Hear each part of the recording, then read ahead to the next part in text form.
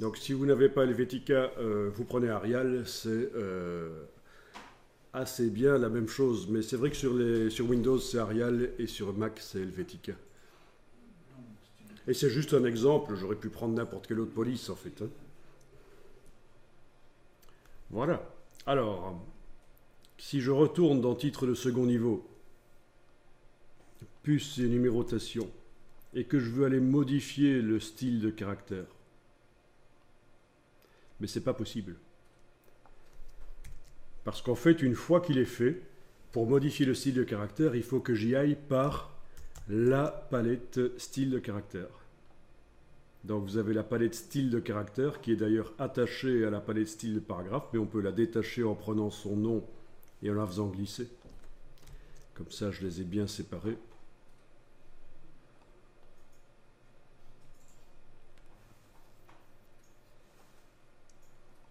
Et là, vous avez le style de caractère. Vous ne devez rien sélectionner dans le document, rien n'est sélectionné. On télécommande à distance par les styles. Et vous pouvez double-cliquer sur pour numéro titre de second niveau. Et là, vous retrouvez la police que vous aviez indiquée, mais vous pourriez changer la police ou changer la graisse, c'est-à-dire la mettre en bold. Je coche la case aperçue, voilà, on voit ce que ça donne. Changer la couleur des caractères, je mets en rouge ou en jaune, voilà, en jaune sur le fond gris, ça donne mieux. Voilà, donc c'est ça le principe, hein. Le style de caractère, on l'a créé quand on était dans le style de paragraphe titre de second niveau, mais on aurait très bien pu l'avoir créé aussi à l'avance et le choisir dans la liste là. C'est parce qu'il y avait juste l'option ici, nouveau style de caractère, qui s'offrait à nous, et voilà.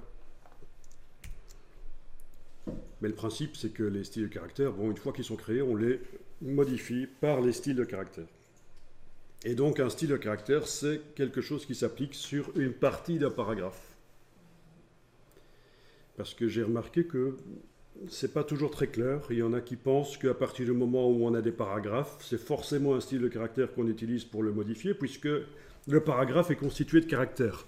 Mais non. Pour modifier un paragraphe, c'est le style de paragraphe. Et le style de caractère, c'est pour modifier une partie d'un paragraphe. Un mot qu'on pourrait mettre en italique, par exemple. On va tester ça, vous allez voir qu'on peut rapidement mettre des mots en italique.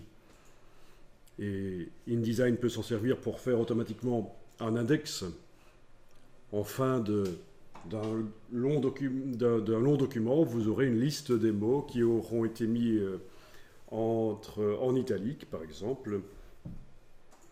Et c'est un index, il va vous faire une liste alphabétique des mots avec la page sur laquelle on en parle, par exemple. C'est le truc habituel, quoi, de l'index.